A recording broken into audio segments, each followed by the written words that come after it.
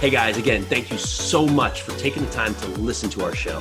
And if you love what you see, and I know you do, please rate, review, and subscribe. It would mean so much to us. Yeah, it absolutely means the world to us, helps us get out to the wider audience, really just capture more people that we can help you with this show. Again, if you're getting value, check us out. Thank you again. So grateful to you. All right, so in this second cup of coffee, as you can imagine here, Peely's got the Aloha Grown mug filled with coffee. I am with Aloha. Sitting here, brass knuckled up, minus the coffee, but I do have it, and I am here with it. So today we're talking about who you are is not your job, or your job is not you. It does not define You're not you. your job. We did a video on this recently, and there was a comment because I could see they didn't actually watch through the video. But so you're telling me you should quit your job and go out there and be unemployed like everyone else around you searching for a job? Not at all. It's that we are us, and we are who we are, and that's who is going to find fulfillment. Your job as a truck driver, your job working in finance, your job as a school teacher is not you. That's what you do. But who you are is what you represent. It's how you show up. It's you. It's how you build your foundation. It's how you just really set your standards. And that's really what carries through. And you do your job, which carries through on already the person you are. But your job does not define you. And attaching your self-worth to your job, that's where the disappointment comes up. That's where you spend your time on the comparison to others, and we waste time looking at what others have, and we miss the moments that are the growth. There's so much to dig in right there. I mean, just the comparison factor. Well, you go ahead, because I'm gonna steal your coffee while you do. My coffee's hotter. I get it. It's everything. I mean, your job is not you. Your job could be part of who you are. It's a very important thing that you do. It's what pays your bills. It's what you are proud of. It's what you love to do, maybe. Maybe it's something you don't love to do. But if it's something you don't love to do, why would you make it such an important key part of yourself?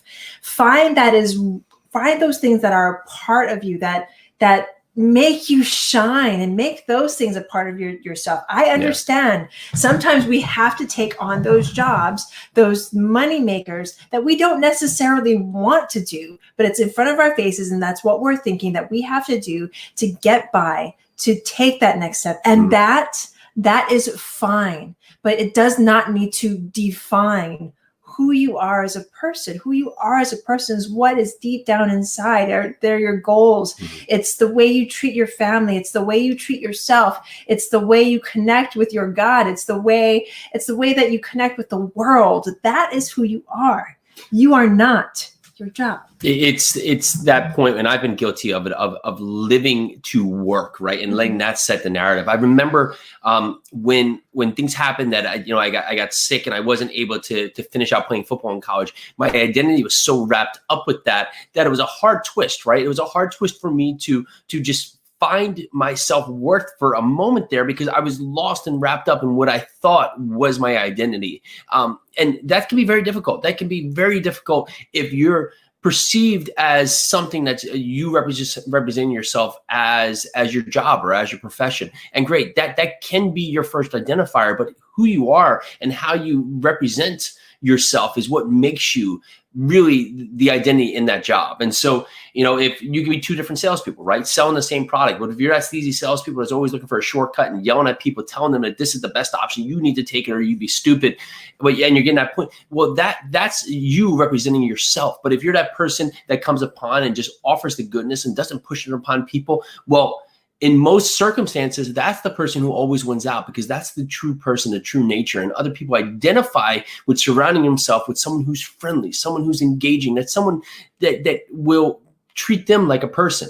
On our, we have a monthly talk where we talk to a lot of people who are either investing in multifamily or looking to invest in apartment buildings. And one of the questions was, well, how do I talk to a broker? And my immediate response was like a person. Yeah. So many times we see people as gatekeepers. We see people as, oh, that broker, he is a broker. No, he's a person first. He's a person or she's a person who has a real life, who has other obligations, other things happening there in their day, in their series of events that happen upon the day. And the more you can talk to them, be interested about who they are, what they do, and remember these things. Remember the things. You get on the phone, they talk about how their kids just had their wisdom to them.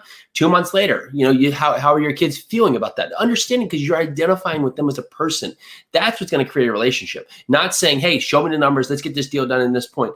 You're just going to be another number in the crowd because you are not separating yourself, because you're not bringing your true identity to what you actually want to be.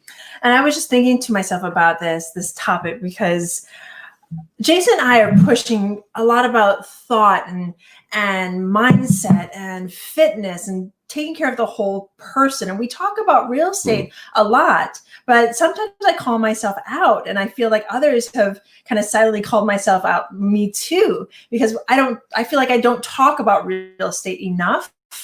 But then I realize I love doing real estate, but I'm not real estate. Yeah. I don't have to spout numbers and tell you how amazing my market is and let you know about every nitty gritty thing that I'm doing in real estate. I don't need to do that. If you have any questions, yes, please ask me. I would love to answer any questions that you might have.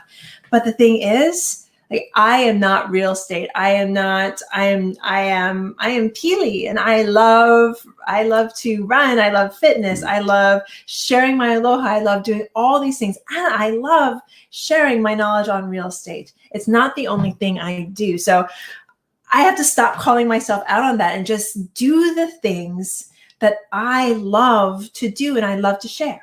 So we got this question, I hate my job. I basically can't get a different job, and it just consumes me, right? And Mankachi, I'm probably really butchering that. So I appreciate. So the hardest thing here is to understand that how you show up for that job will lead you to your next job. And I've done jobs too. I mean, I remember, in college, I would have to work 2 overnights working on a dock in the middle of winter, wearing 3 snow hats to load trucks just to pay for school, and then I'd literally go from that job right to class the next morning with my eyes almost like glued shut because I was so tired, and then get back to a frat house where people are going crazy throughout the day and try and sleep through a few hours to do it again. No, I didn't like that job. But I understood that if I just put the time in and serve, it's going to build who you are and show who you are, because that's going to give you your next scenario. You never know where that next chance or that next position is going to come from, right? So if someone shows up and you are really just excelling even in a bad position, that's going to at least give you an opportunity. We see people in jobs where you can understand that they don't like it and they hate it. Well, so you get that feeling from them, and that's a choice that we can take. We can say, okay, this isn't ideal for me, but why I'm here, why don't I just change the narrative and I'm just going to make the most out of it? Because here is not where I want to be, just like you're saying. I'm going to move somewhere else. I'm going to move to a new position. I'm going to move to a new job. Right now I need where I am. So let's make the most out of it. Put my best foot forward, and the chance for me to do something else will come. It's not going to be easy. It's not going to be quick, but at least there you can start saying, instead of hating this, okay, this isn't what I want, but I'm going to enjoy this point, because this is where you learn a lesson. This is where the struggle is built. The struggle isn't built, and that's why you see a lot of people whose parents are rich and the kids can't get off the point because they've had everything given to them. So they haven't had to learn the lesson of how to overcome the hard things, how to overcome the struggles. Here you get to see the struggle, and that's where you get the good questions. That's where you find your growth. That's where you find the next step in your life. So everything that Jason just said, I mean, if you're watching this past the live, go back and rewind that, because that was key.